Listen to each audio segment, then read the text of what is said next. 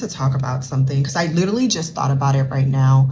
Um, I don't know if it's just me, and disclaimer, I know everyone's situation is different, but um, I am blessed and privileged to have the mother that I have. Um, as a grown woman, now that like everything is starting to, the veil of the veil of ignorance, the veil of naivety, there's this veil that is on you as a young woman, no matter how you were raised. Even women who were raised in tough and very difficult environments, follow me, right? There's this veil of innocence, this veil of ignorance, this veil of naivety that like is on you as a woman, and then the veil releases and your eye, meaning your brain, is open, right? um as you all know, I am an eldest daughter. There's only two of us, me and my beautiful little sister, who is quite literally my heart in human form. And as you all know, as an eldest daughter, specifically me, I am an eldest daughter from an African household. More specifically, I'm a Congolese eldest daughter. I am practically the second mother of my family. Even though I have four eldest brothers, I was trained and conditioned to run a household as young as 10. And by the time I was 13, 14, I knew how my household ran. So now that you have that background story, right?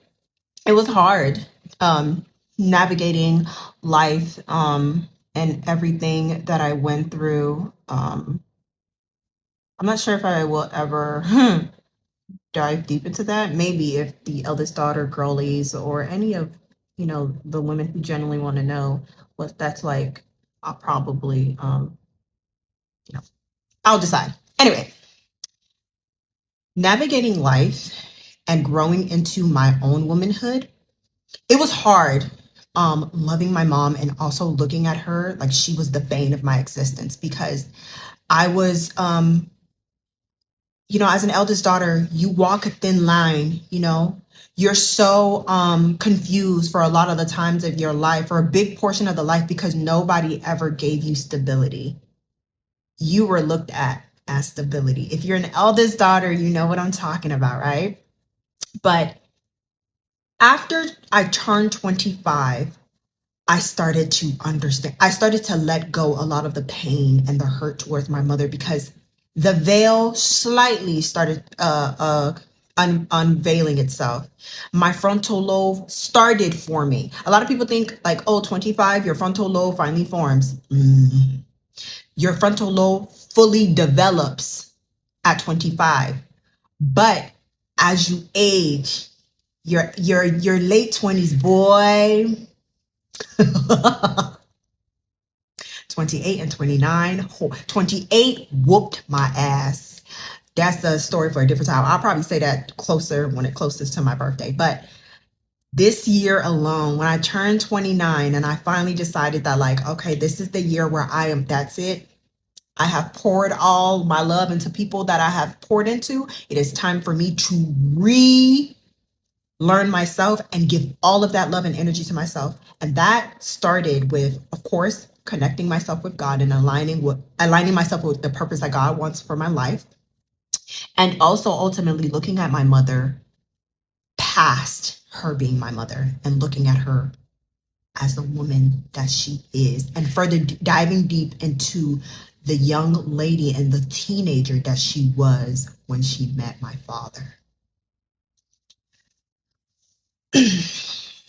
Girl. And every day, and a little background, me and my mama, I talk to my mama every day. I be texting her. You see how you and I are talking, girl? I talk to my mama like that. I be like, hey girl. She be like, hey. Yeah.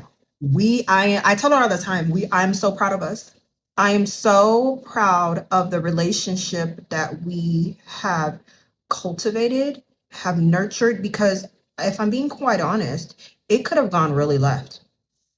And a lot of my fellow acquaintances, my colleagues, my fellow homegirls, my friends, my personal friends, they do not have a really good relationship with their mothers, and I understand.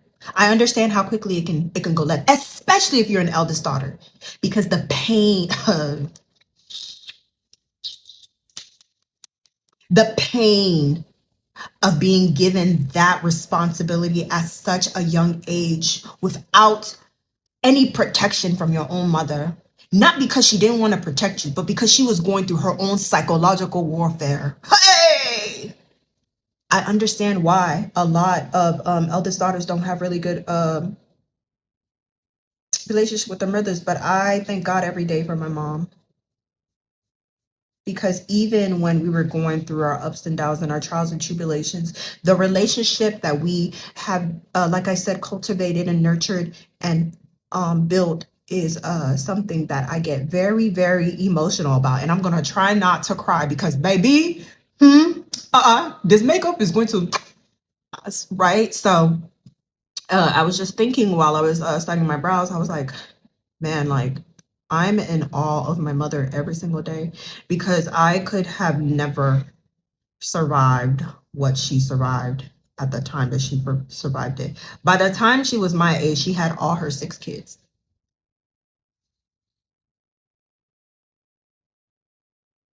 Not one, not two, not three, not four, not five, 6 kids. I beg your pardon. Absolutely not. And I finally, as I gracefully age, thank the Lord, I see her for who she is, as a woman first, as her namesake first, and everything else comes after. And I tell her that any chance I get, I tell her that, my mama, hey, mama, tu connais maman, je te bénis, hein? Je t'aime beaucoup, maman. Zambia, guys, je t'aime beaucoup, maman, parce que toi, tu es une femme forte. La beauté de la maman de les enfants, which translates to the mother of children. I am who I am because the original I am made me who I am, which is God. But immediately after that woman, hey, huh. And of course, my father, and we could talk about him at a different time. I don't want to negate um, his pivotal influence of my upbringing, right? But we're going to talk about my mom. Like, just thinking about her and looking, I'm in such awe with her. She's a fantabulous, fabulous grandmother. All her grandkids love her, of course. I just, damn that woman. And I had to apologize to her a while ago about just my inability to understand, which of course she understood too, because we have had some really, really uncomfortable, serious conversations about where she went wrong in my upbringing, even though she did the best that she could. And I still garner her as the best mother a person or a child could ever have. I had to tell her, like, hey, there are certain areas in my life where you failed me, mom. And it was a hard pill to swallow, because my mother, at the end of the day, oh, my mother is a Congolese African woman. You don't tell a African woman that she did not raise her child well. Hey, my mom don't play. Her children, three things. My mother doesn't do not lie, do not disrespect her, and don't touch her children. So those conversations were really, really difficult, right? And once we got past that, right? And once I reached a level of maturity to see my mother for the woman that she is, and see her for the girl that she was, and the adolescence that she was, raising 6 kids while she was still a child. Hey, I said, yeah, that's my girl. My mama is my girl.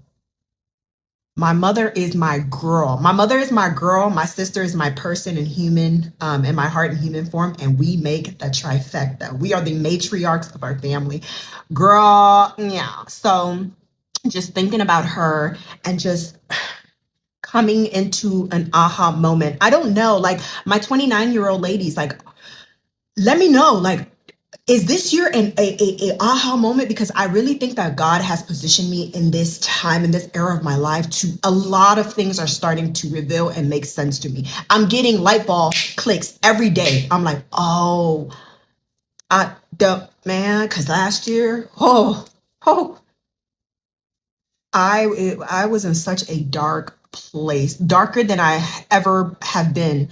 The last time I was in such a dark place like that, it was 2015, during the time where I had to bury one of my brothers. And last year, hold on, because I could feel the waters.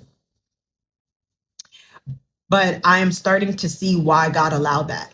Because look at me now, right? I'm sitting here talking to you guys about something I would, knowing me, I would have never talked to y'all about, honestly, because I don't like people in my business like that. Yeah. But I figure, why not chat with you ladies? Especially, I have a lot of new people who are following me. Hey girl, hey, my name is Grace. Okay. I am your favorite bougie auntie, your favorite big sis, your spicy eldest daughter. I'm that girl. I'm the black sheep and the favorite of my family. I'm a rebel. I'm spicy. I'm fierce. Nice to meet you, and I hope you stay. But yeah, girl, that was my little powwow. Like thinking about her and thinking about all the things that she's done, and her resilience and her ferociousness and she is the ultimate queen. Her aura. You get around my mom and you get around my mom, you know she's royalty. The way she dresses, the way she talks to you, how she handles her business. I have a phenomenal role model to look up to. Although I didn't have an eldest sister, and I wish I had someone, I wish I had a sister like me for me, but I'm happy that my little sister has me because she is thriving. But as I step into this, as I am in the last year of my 20s, and I will step into real adulthood, because the real adulthood in my eyes don't start till you're 30. All right. The 10 years that you spend in your 20s is trial run. So this is my last year to make stupid mistakes, which God forbid. God forbid, I will not. But I'm in awe of my mom. Like, I respect her so much.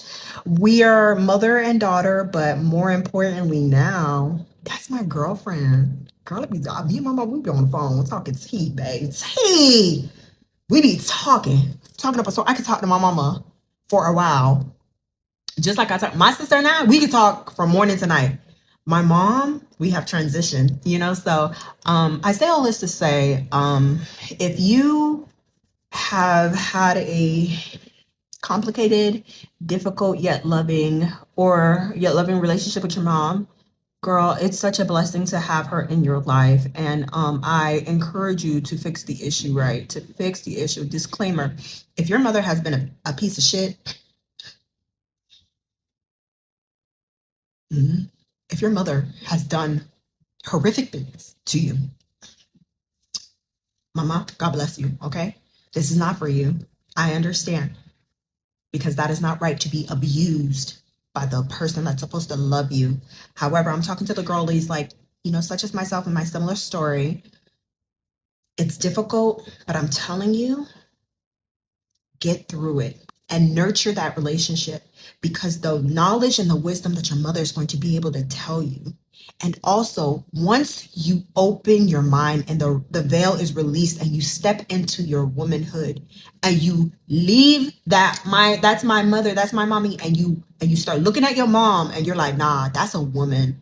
That's a girl that had to figure it out. Once you switch your mind, I'm telling you, trust me. And you want to know who used to say that we were going to be best friends? that woman. She knew.